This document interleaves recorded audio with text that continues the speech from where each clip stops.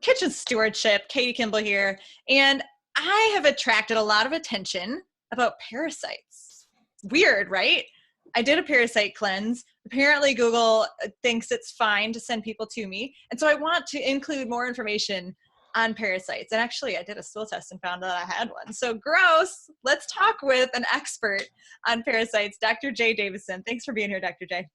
Thanks for having me, Katie. I'm really excited to talk about worms. Yeah, you get excited about weird things, I just have to say, and that's totally a compliment. But just so that we can kind of, lay out that you definitely are an expert, Dr. Jay Davidson is a super well-known parasite and Lyme disease expert in the natural living kind of functional medicine community. His superpower is how he makes things easy to understand, really bridging that gap between like the science speak and the layperson like you and me.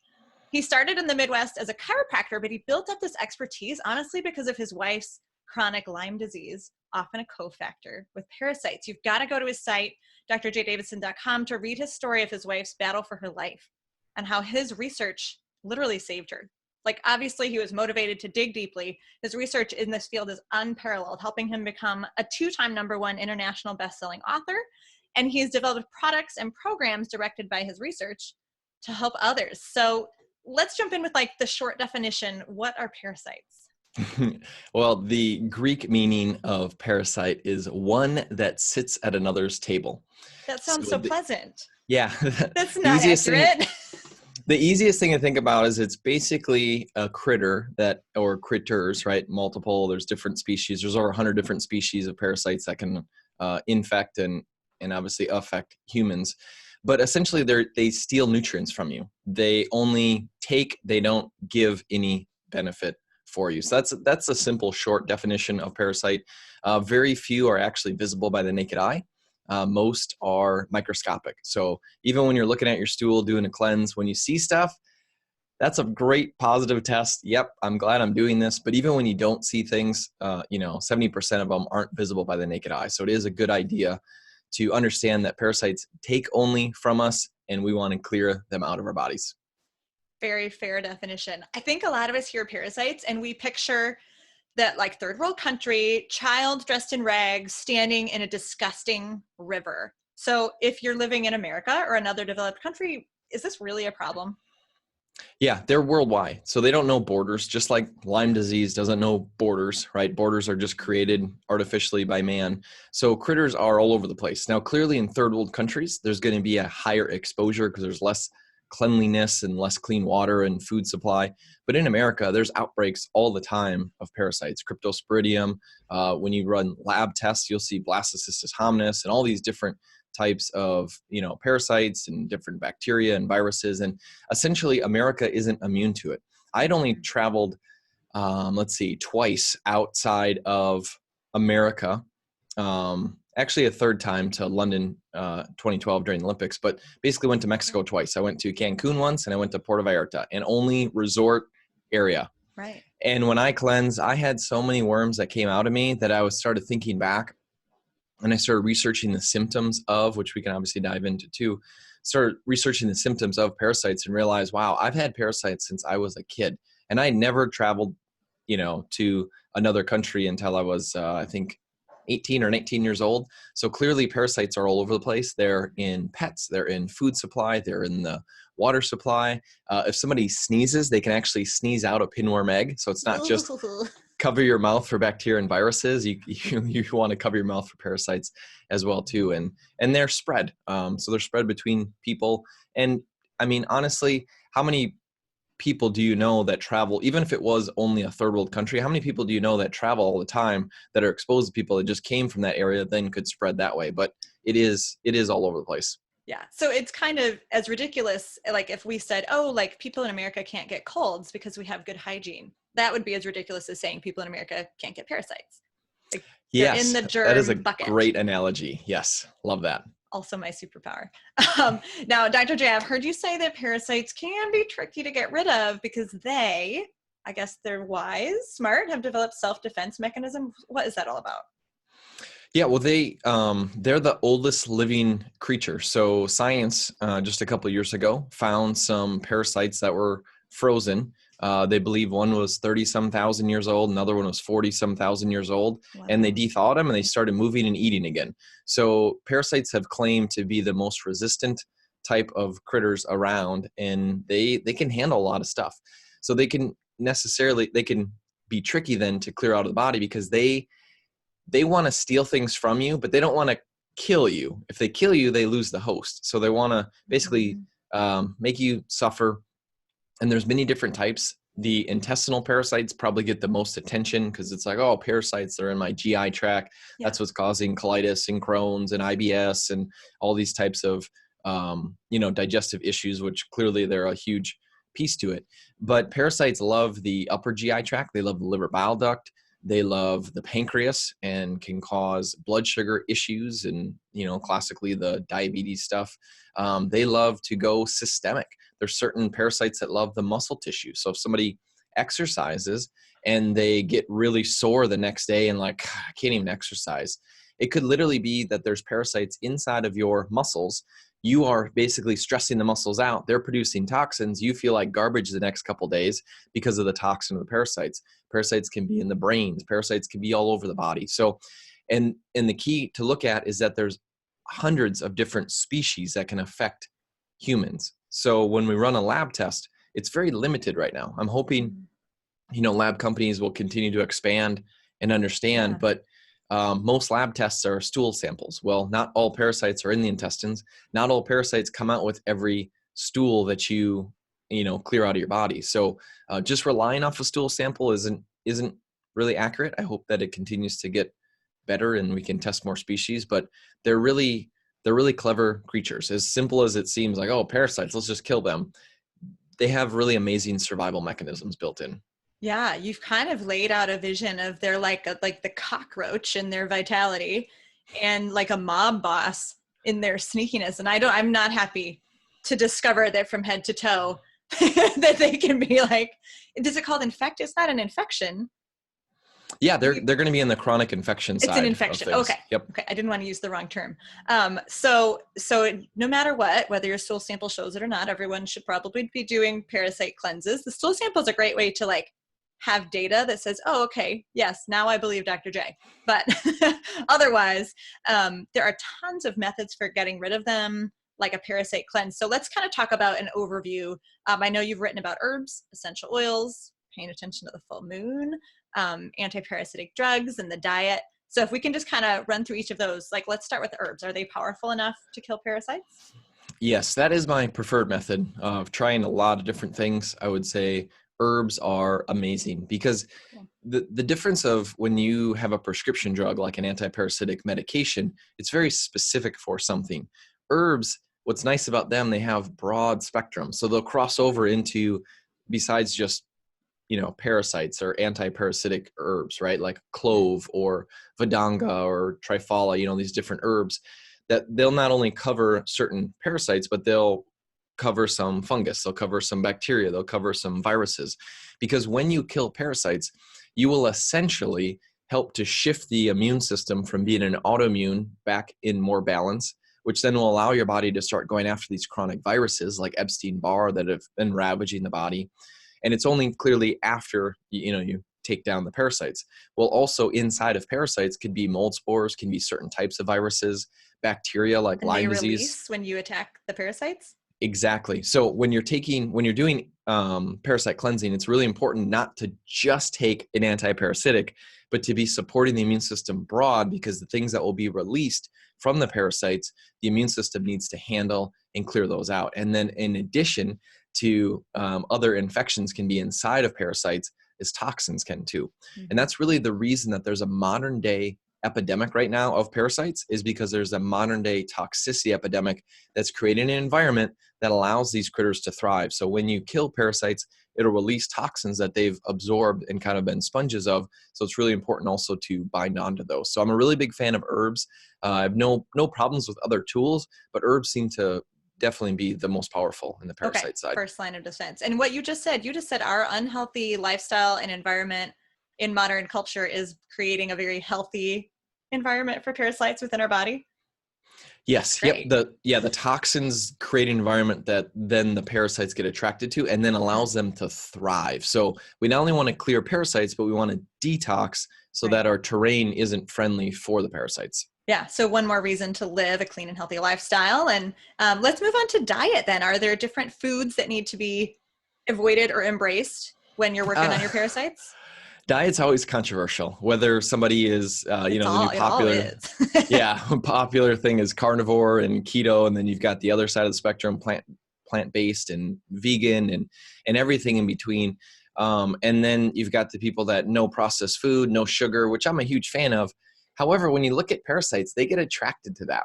So there is something about changing the diet up and potentially when you're parasite cleansing that it might give you a little bit of a ticket to consume some sugar to bring them out so that when you're taking the herbs, you could potentially, hit them a little harder. So that's not, in general, like, oh, consume a lot of processed food and sugars. Like, no, I'm not a fan of processed food, but sugar in general, parasites do get attracted to. They really love proteins. They love milk proteins, especially dairy.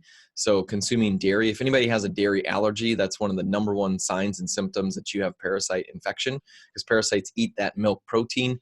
They produce the byproduct, which essentially is just parasite poop.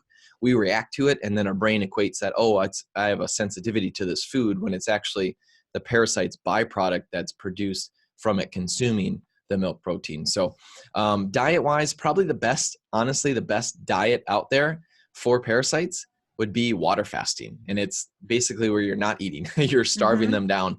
Because when you're hungry, the question to ask yourself is, well, is it actually me that's hungry or is it the critters inside? So anytime you feel like you're hungry, that's usually a good time to take antiparasitic herbs, wait 20 or 30 minutes, then eat food, because now you basically push them back and you're more likely to absorb your own nutrients that you're getting from food and where the parasites won't steal them. How cool. So am I understanding right that there's not a great diet to get rid of parasites? It's a diet in conjunction with antiparasitic herbs that sort of synergistically pulls them out at the right time and then whomps them and kills them? Yeah, I mean, we've seen clients horrible diets and haven't changed and still get rid of parasites, and other people with super clean diets and still get rid of them. So Okay. I always favor cleaner food and, a healthier lifestyle. But in all reality, I mean, you don't have to have a perfect diet to clear parasites out.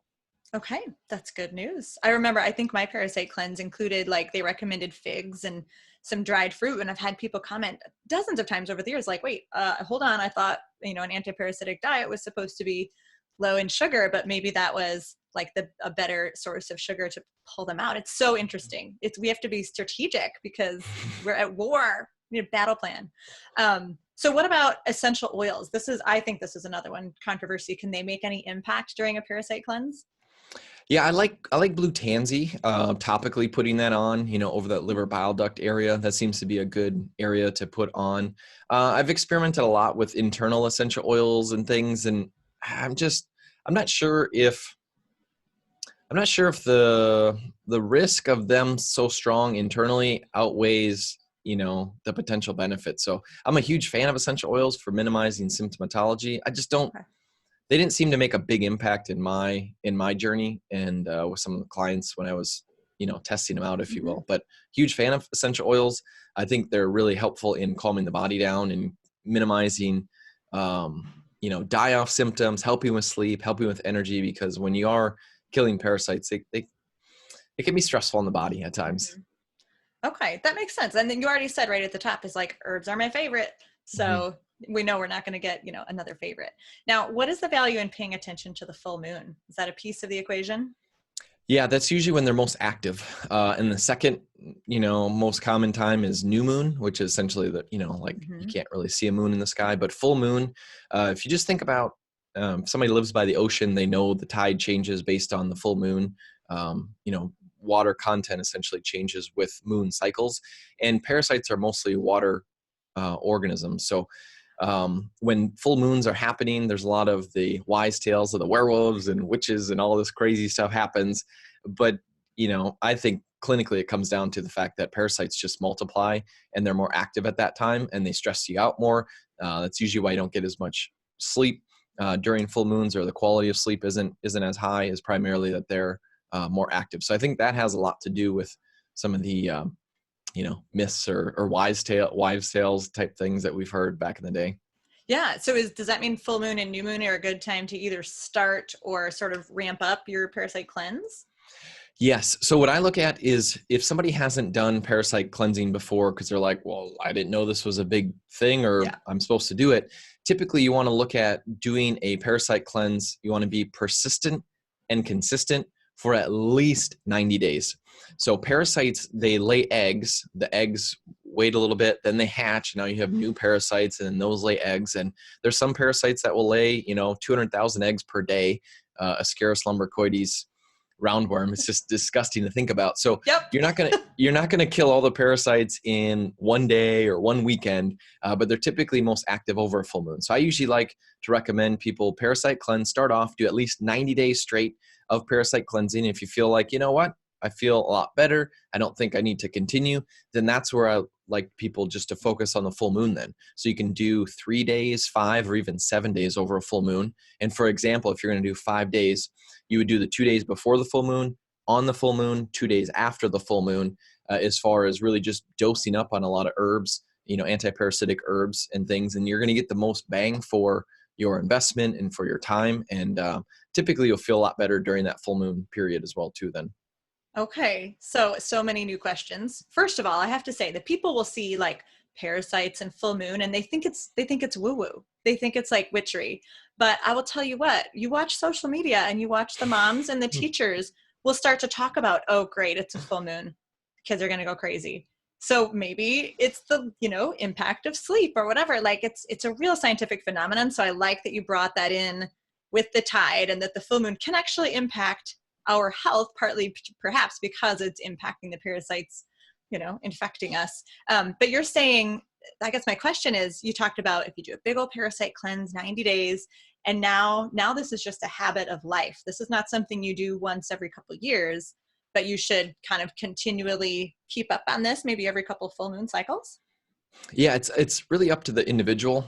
We've had people where they needed to parasite cleanse over a year that they're just so infected, off the get-go, and then more of you're just looking at maintenance. So parasites are in food supply, they're in veggies, they're in meats. So no matter what your diet is, there's parasites in the food supply.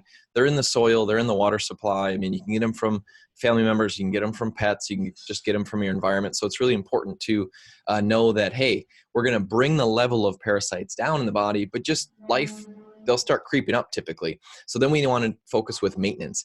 And they used to do this back in the day, farmers. They would cleanse their animals and their family members every spring and fall. So you could do just twice a year type of 30-day cleanse as a maintenance thing. A lot of people choose just to focus over the full moon. So they'll go, maybe every full moon for a few months. And then if symptoms start minimizing and they're really feeling good, then they'll maybe skip, every other full moon or every third full moon. But we recommend at least 30 days every 6 months as far as, maintenance. And then if you notice, whoa, my stomach's going nuts, or I'm seeing things in my stool, I feel something working, then extend it. Don't just keep it short, but extend it because you know that you need to clear that out. And just think, we're basically an onion that we're just peeling the layers back. Certain pathogens, certain parasites will clear out first, allow you to get to the deeper ones, and then get to the deeper ones. You can't get to them all at once. And just like when you're peeling onions, unless you have contacts in, just like when you're peeling onions, you'll have some tears sometimes, and that's part of the journey. But that's really how we're going to get deep and clear out these critters, if you will, that have been taking or stealing nutrients from us for so long. Okay, that makes sense. And it really sounds like, you mentioned Crohn's and colitis and IBS and other viral infections. It kind of sounds like getting your parasites under control is the first line of defense if you don't feel well, if you don't feel amazing. Yes. Yeah. I always recommend opening up drainage pathways, making sure somebody's pooping. The liver bile duct support is really critical. Kidneys, lymphatic system, supporting the mitochondria. We're understanding a science role that the mitochondria plays so much more than just creating energy, but they're really critical with apoptosis, which is cancer. They're really critical for the immune system and chronic infections. And when somebody has a chronic infection, essentially that has created the mitochondria to go into this hibernation type mode. So you open up drainage, support mitochondria, and then, really one of the main things that you want to get to is parasites. Once you start clearing parasites out, that allows you to fully clear out mold in the body, allows you to clear out heavy metals and radioactive elements, and other toxins that are being stored. Also allows you then to finally get into the deeper, smaller chronic infections such as Lyme disease, Bartonella, Babesia, these different viruses and retroviruses. So parasites got to come first before all that other stuff. Okay, makes sense now. You mentioned drainage pathways. I know that you have an at-home program for dealing with Lyme that includes a really extensive parasite cleanse. And I know you've formulated some products that can help people with these, but you take a 4-pronged approach to killing parasites. Number 1 being getting drainage pathways moving. Can you pop us through the last 3 steps real quick? Yeah. So with the parasite process, you want to open up the drainage pathway. You want to support mitochondria energy, and then really embark on parasite cleansing. When you're parasite cleansing, it's not just taking anti-parasitic herbs, which are important and they're, extremely helpful, but you also want something to bind on to the toxins. And as you kill parasites, you basically have toxins float around, and to minimize symptomatology, you want to take some binders, like the bioactive carbons, to help bind onto those things, and that'll make you feel so much better. So that's really the main things as I look at health restoration, and kind of the starting point is drainage, mitochondria, parasites, and then also absorbing the toxins that get released when you start parasite cleansing. Okay, makes sense. Does fulvic acid play a role? I saw that on a list from you. Is that a piece of what you just talked about? Yep. Mm-hmm. Yeah. So the bioactive carbons are extracts of fulvic acid, humic acid. So they are essentially the binders. And fulvic acid is really the best adaptogen that's ever been created. So ashwagandha, rhodiola, we hear about these, other adaptogens. They don't even hold a candle to fulvic acid. Fulvic acid can modify, change. It can give, it can take in the body depending on what it needs to do. So it's really the ultimate adaptogen, and it's amazing at helping to bind on to chemicals and remove them from the body too. Cool. I have a bottle I didn't really know what to do with in my fridge. I guess I'll start putting it in smoothies or something. But I would say, bottom line is, this is not something to just dabble in and be like, oh, I'll just take some herbs for a couple of days. Like, I think if you're going to commit to being strategic and not just going in for the battle, but going in for the war. Would you agree? Yeah, it's a journey. This isn't a sprint. This is thinking long-term.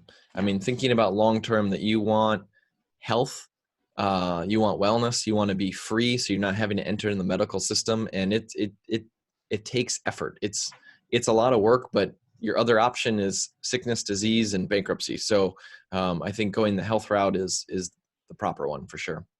Well said, and I totally agree. Wherever we share this video, Dr. Jay, we will send people to your at-home program, your microbe formulas, and just make sure that they know where to find you and where to find, more specific help that they need. But I think this was a spectacular overview. Thank you so much. Thank you for having me, Katie. Yep, Kitchen Stewardship. We're here to dig into the research and make it doable for you.